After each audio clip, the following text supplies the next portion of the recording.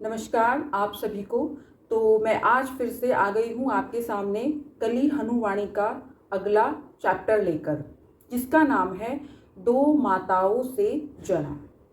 तो एक बार शुरुआत करने से पहले सब बोलेंगे, बोल पवन पुत्र हनुमान की जय, जय श्री राम। तो मैं सीधे पढ़ना शुरू करती हूँ, समय व्यर्थ ना करते हुए। इस अध्याय, ये पहला अध्याय है। इसके पहले हमने जो सुना था वो था प्रस्तावना। अब शुरू है अध्याय 1, दो माताओं से जना, जो इस प्रकार है। द्वंद्व एवं भ्रम का वातावरण था। जिस स्थान पर हनुमान जी के मातंग शिष्य बसे हो, वहां पर ऐसा होना आश्चर्य की बात थी। सुचेता एवं विचेता नामक दो महिलाएं चित्ता नामक एक बालक की वास्तविक माता होने का दावा कर रही थी।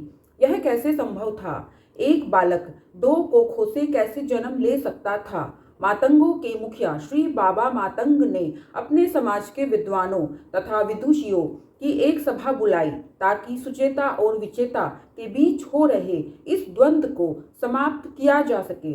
बाबा मातंग एक पतली देह और छोटे कद के वृद्ध थे।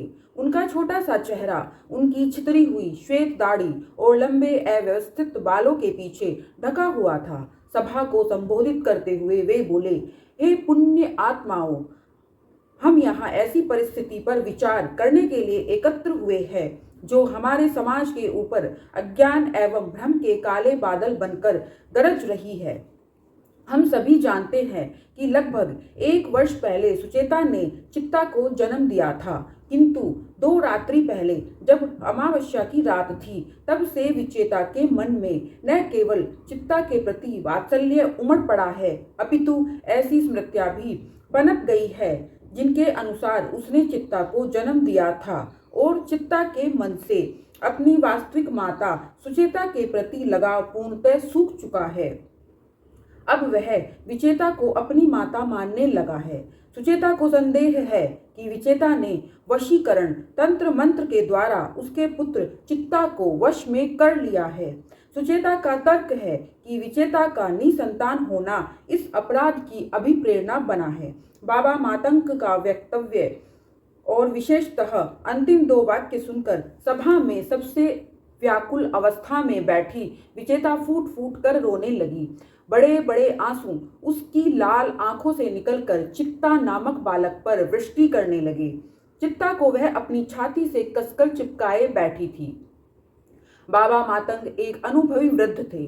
सभी प्रकार की प्रकट अप्रकट भावनाएं उन्होंने अपने जीवन में देखी थी। उनका अनुभव यह स्पष्ट बता रहा था कि विचेता के आंसू सच्चे थे। उनका हृदय कह रहा था कि विचेता ने कोई अपराध जानबूझकर तो कदापि नहीं किया था, परंतु जिस उच्च आसन पर वे विद्यमान थे, वह उन्हें हृदय के आधार पर निष्कर्ष निकालने की अनुमति नहीं देता था। न्याय और निष्पक्षता में एक विशेष कठोरता होती है। उसी कठोरता को अपनी वाणी में लाने का प्रयास बाबा मातंग ने किया, किंतु उनकी वाणी से कठोरता नहीं, निर्दयता प्रवाहित होने लगी। वे बोले, हे विचेता, आपके अश्रु आपके निरपराध होने का प्रमाण नहीं हो सकते। साक्षी है सभी मातंग जो परम सत्य के मार्ग पर चलते हैं। साक्षी है इस वन के सभी पशु पक्षु जो मातंगों के सहचर है। साक्षी है सभी दिशाएं जो भौतिक जीवन में हमारी सभी गतिविधियों का लेखा जोखा रखती है। साक्षी है वायु जो हमारे भीतर और बाहर विद्यमान है। साक्षी है प्रकाश की किरणें जो इस संसार को प्रकाशमान करती है। साक्षी है सारा नश्वर संसार इस बात का कि सुचेता ने चित्ता को अपने गर्भ से जन्म दिया था। हम सभी ने सुचेता को चित्ता का पालन पोषण करते देखा है। 2 दिवस पहले तक वह चित्ता को स्तनपान करा रही थी। हे विचेता, आपने ऐसा क्या तंत्र मंत्र किया है कि चित्ता अब आपकी गोदी से नीचे नहीं उतर रहा? आप किसी के बच्चे को ऐसे कैसे चोरी कर सकती हो? स्मरण रहे, हनुमान जी सब देख रहे हैं। वे यहाँ नहीं हैं, परंतु उनकी दिव्य दृष्टि आपके कृत्य देख रही है। ऐसा पाप न करो विचेता। इससे पहले कि प्रकृति के कठोर नियम अपना न्याय करे और आपको कठोर दंड दे, इससे पहले कि कर्म के विधान आपको प्रताड़ित करना आरंभ करे, अपने तंत्र मंत्र को वापस ले लो और उसकी वास्तविक माता सुचेता के पास चित्ता को जाने दो। तत्वतः बाबा मातंग ने कुछ अनुचित नहीं कहा था। सभी उनके संदेश से सहमत थे, किंतु उनकी वाणी विचेता की लगातार बढ़ती जा रही रुदन ध्वनि की पृष्ठभूमि में अत्यंत निष्ठुर जान पड़ी। उनकी पत्नी श्रीमती माता मातंग, जो उनके पार्श्व में स्थित उच्च आसन पर विराजमान थी, उनकी ओर एक निंदात्मक दृष्टि डालते हुए नीचे उतरी और विचेता के पार्श्व में आकर बैठ गई। उसे सांत्वना देते हुए उन्होंने पहले उसकी पीठ सहलाई और तत्पश्चात उसके कंधों पर अपना स्नेही हाथ रखा। माता मातंग का सहारा पाकर विचेता के हृदय को शीतलता मिली और उसका रुदन स्वर क्षीण पड़ गया। वह बोली, मैं सत्य कह रही हूं, मैंने ही चित्ता को जन्म दिया था। मैं ही पहले दिन से उसे स्तनपान करा रही हूं। मैंने ही उसे इस भयानक वन के सभी संकटों से बचाकर रखा है। आप सब मेरा परिवार है। आप जन मेरे विरुद्ध क्यों हो जाए? आप जन मेरे विरुद्ध क्यों हो गए हैं? माता मातंग, आप बोलती क्यों नहीं? क्या आप चित्ता के जन्म के समय उपस्थित नहीं थी? कुछ मास पहले की ही तो बात है। आप कैसे बिसार सकती है वह दिन? और बाबा मातंग, चित्ता के जन्म के 7वें दिन आपने ही तो सभी अनुष्ठान किए थे। यह बात आपकी स्मृति से कैसे लुप्त हो सकती है? चित्ता के प्रथम स्नान के समय भी आप उपस्थित थे। कम से कम वह तो आपको स्मरण होगी। मैंने चित्ता को कभी सुचेता की गोदी में नहीं देखा। सुचेता कर्कश स्वर में बोली, हाँ विचेता, आपके अतिरिक्त सभी मातंगों को मति भ्रम हो गया है।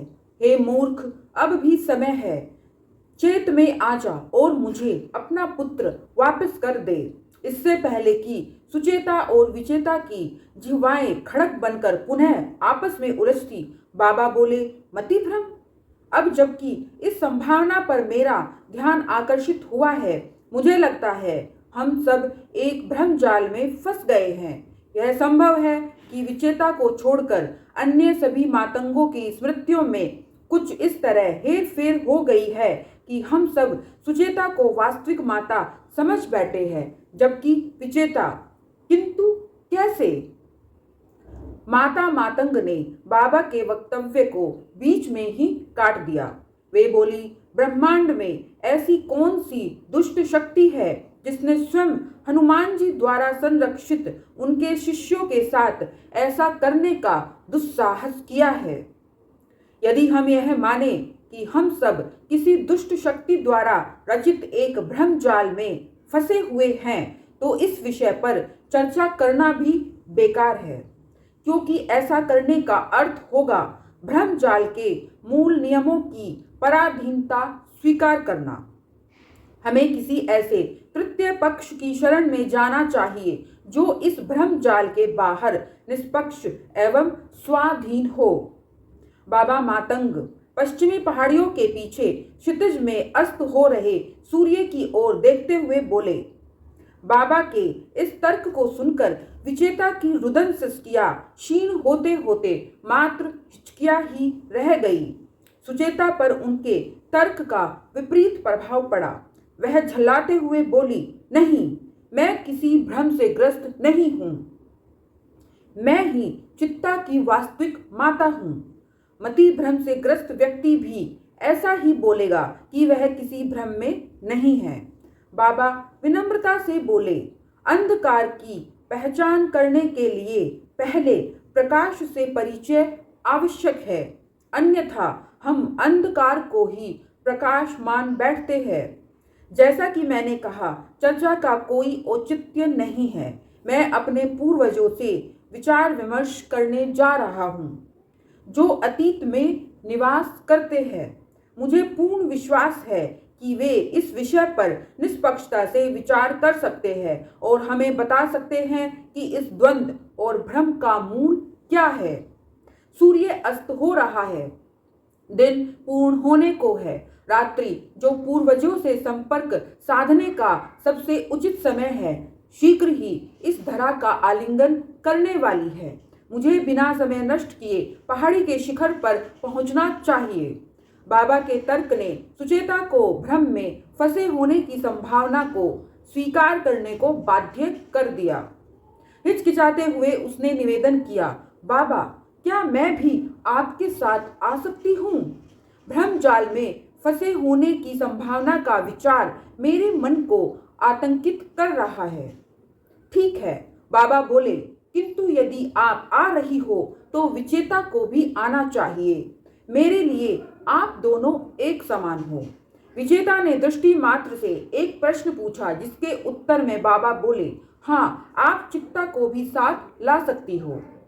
लगभग 2 घंटे की थका देने वाली किंतु आशापूर्ण चढ़ाई के पश्चात वे पहाड़ी के शिखर पर स्थित उस चट्टान की तलहटी में पहुंच गए, जिसे मातंग पूर्वजों की चट्टान के नाम से पुकारते थे। चूंकि मातंग इस चट्टान पर प्राय रात्रि के समय में आते थे, उन्होंने उसके ऊपरी छोर में एक कुंडली तराश रखी थी, जिसमें रस्सी अटकाकर सहजता से चढ़ाई की जा सकती थी। किंतु उस शाम जब बाबा ने रस्सी का एक सिरा ऊपर की ओर फेंका, दूसरा सिरा जो उनके हाथ में रहना चाहिए था फिसल गया। घने अंधकार में उन्हें अपने हाथ भी दिखाई नहीं दे रहे थे। ये मानकर कि रस्सी का एक सिरा ऊपर चट्टान की कुंडली में अटक गया होगा और रस्सी लटक गई होगी, उन्होंने कदाचित लटकती हुई रस्सी को ढूंढने के लिए इधर उधर हवा में हाथ मारे। पूर्वजों से संपर्क साधने हेतु आए मातंग शीघ्र ही चट्टान की तलहटी पर हताश होकर बैठ गए। बाबा वापस अपने डेरे में जाने का मन बना ही रहे थे कि उन्हें अपनी आंखों के सामने रस्सी झूलती हुई दिखाई दी। उन्होंने उसे तुरंत पकड़कर एक झटका दिया। जब वे आश्वस्त हो गए कि रस्सी चढ़ाई के लिए उपयुक्त थी, वे चढ़ाई करने लगे। उनका ध्यान रस्सी की असाधारण कोमलता पर गया, किंतु उनके हाथ फिसल नहीं रहे थे। जिस तीव्रता से एक गिलहरी वृक्ष पर चढ़ती है, उसी तीव्रता से वह चट्टान पर चढ़ गए। ऊपर चढ़ने के पश्चात जब उन्होंने संतोष पूर्वक नूतन हवा में श्वास ले ली, तब उनका ध्यान इस बात पर गया कि जिस रस्सी से वे चढ़कर ऊपर आए थे, वह कुंडली में नहीं अटकी हुई थी। आश्चर्यजनक रूप से रस्सी चट्टान पर ऐसे ही पड़ी हुई थी। रस्सी का छोर देखने की जिज्ञासा में उन्होंने सामने अंधकार में दृष्टि डाली और उन्हें दिखाई दिया ब्रह्मांड का छोर। एक प्रकाशमय आकृति जुगनू की भांति दैदीप्यमान थी। उन्होंने उस आकृति को पहचानने में तनिक भी देर नहीं की। वे कोई और नहीं अपितु चिरंजीवी हनुमान जी थे। जिस वस्तु के सहारे बाबा मातंग चट्टान पर चढ़े थे, वह कोई रस्सी नहीं थी, वह तो हनुमान जी की पूंछ थी। वे चट्टान के ऊपर ध्यान मुद्रा में विराजमान थे। एक श्वेत तेजोमंडल उनके दिव्य मुख को शोभित कर रहा था। उनकी मुस्कान से एक विचित्र आभा स्फुरित होकर अंधकार में घुल सी रही थी।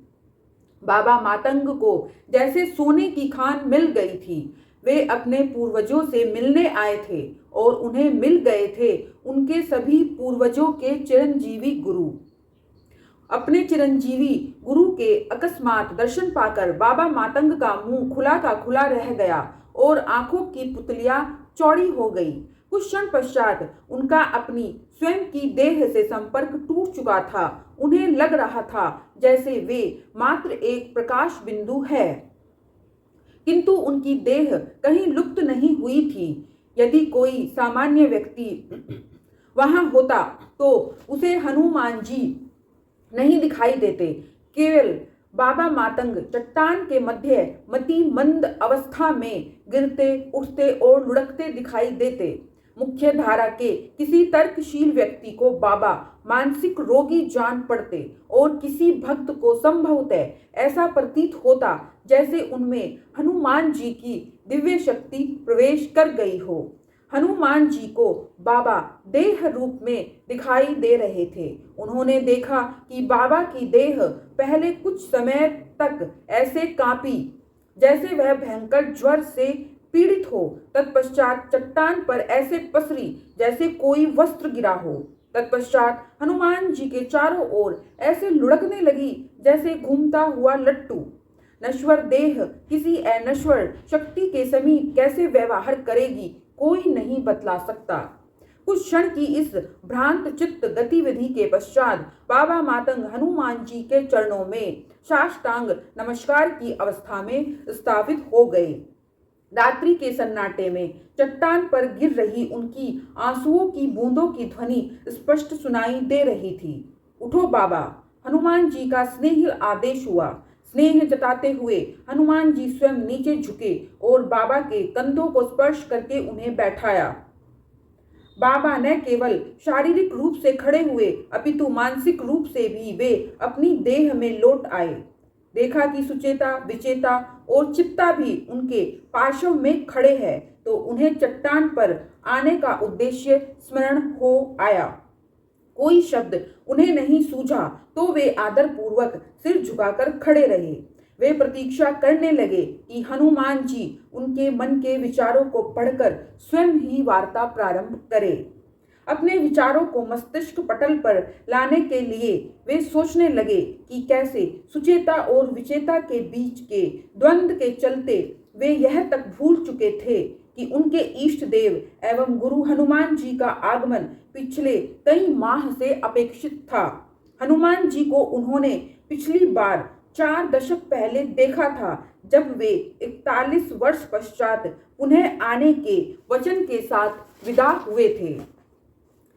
यह कोई सामान्य वचन नहीं था, वह चिरंजीवी हनुमान का चिरकालिक वचन था जिसे वे सदियों से पूरा करते आ रहे थे। मातंग समाज जंगल में अपना स्थान बदलता रहता है, परंतु वे कहीं भी हो, हनुमान जी हर 41 वर्ष पश्चात उनसे मिलने आते हैं। बाबा मातंग ऐसे लघुकाय अनुभव कर रहे थे जैसे उनकी काया से सहस्रों ऐश्वर्या निकल गई हो। जब हनुमान जी की चुप्पी उन्हें भारी लगने लगी तो वे यजमान की भूमिका धारण करते हुए बोले, हे देव, हम नश्वर मनुष्यों के डेरे में आपका स्वागत है। मैं मातंग समाज की ओर से आपका आभार प्रकट करता हूँ। मैं जितना धन्यवाद करूँ उतना कम है। हम धन्य हैं कि आप पधारे हैं। हनुमान जी के शांत मुख पर एक व्यापक मुस्कान उभर आई। अपनी रहस्यमय वाणी में वे आनंद पूर्वक बोले, मुझे लगा कि आप जन मेरे पास आए हो, न कि मैं आपके पास। बाबा मातंग को भान हुआ कि हनुमान जी ने हनुवाणी आरंभ कर दी थी। ज्ञान की गंगा बहनी शुरू हो गई थी। सच ही तो था, 41 वर्ष की साधना करते हुए मातंगों ने स्वयं को इस योग्य बनाया था कि वे हनुमान जी से मिल सके। अतः वे साधना पथ से होते हुए हनुमान जी के पास पहुंचे थे। न उस पर्वत में कुछ विशेष था और न ही उस स्थान में। उस स्थान पर मातंगों के सिवाय यदि कोई पहुंच भी जाता तो उसे हनुमान जी दिखाई नहीं देते। उनके दर्शन के लिए साधना का पथ पार करना आवश्यक था, न कि कोई पर्वत पथ। सत्य है देव, आध्यात्मिक दृष्टिकोण से हम आपके पास आए हैं और आज भौतिक रूप से भी हम ही इस पहाड़ी को चढ़कर आपके पास आए हैं चित्ता की समस्या का उपाय ढूंढने। चित्ता तो आनंद में है, उसे क्या समस्या हो सकती है। हनुमान जी चित्ता की ओर देखते हुए बोले, चित्ता अपनी माता विचेता के आंचल में आनंद में है। देव, सुचेता उसकी वास्तविक माता है, विचेता नहीं। बाबा बोले, किसी और का तो पता नहीं, बाबा अवश्य आनंद में थे। दशकों पश्चात यह पहली बार था कि वे किसी संकट को सुलझाने के भार से मुक्त थे। स्वयं संकट मोचन जो वहां उपस्थित थे। हनुमान जी बोले, बाबा, हम इस बात का निर्णय कैसे कर सकते हैं कि चित्ता की माता कौन है। जिसे चित्ता को आसक्ति है वही उसकी माता है। इतनी बड़ी समस्या का इतना साधारण उपाय कैसे हो सकता है। बाबा के मन में एक विचित्र खींच उमड़ पड़ी। उसको छुपाते हुए वे बोले, देव, चित्ता तो एक छोटा बच्चा है। हम उस पर यह निर्णय कैसे छोड़ सकते हैं कि उसकी माता कौन है? उसे वशीकरण के माध्यम से भ्रमित भी तो किया जा सकता है। छोटा बच्चा, मेरी पूंछ की ओर देखो बाबा। क्या यह अब छोटी प्रतीत नहीं हो रही है?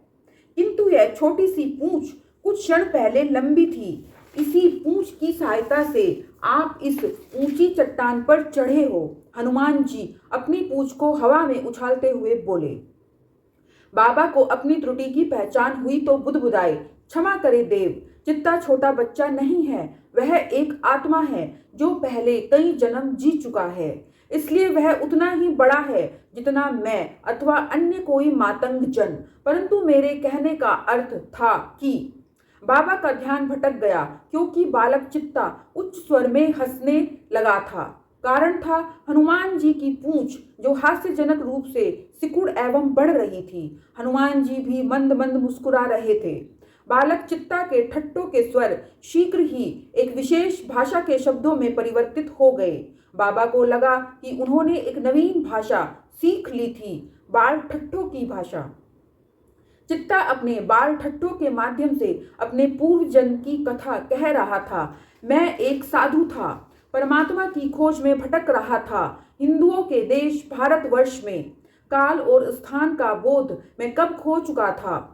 परम सत्य को पाने की इच्छा मेरे भीतर भबक रही थी। एक बार की बात है, तीव्र पिपासा ने मुझे इंद्रिय बोध करने पर बाध्य कर दिया। मुझे बोध हुआ कि मैं सुदूर किसी गांव की ओर जाने वाली डगर पर नंगे पांव चले जा रहा था। डगर के दोनों ओर फसलों से लहराते खेत थे। प्रचंड गर्मी की दोपहरी थी। जिस धरती पर मैं चल रहा था वह इतनी उष्ण थी कि उस पर भोजन पकाया जा सकता था।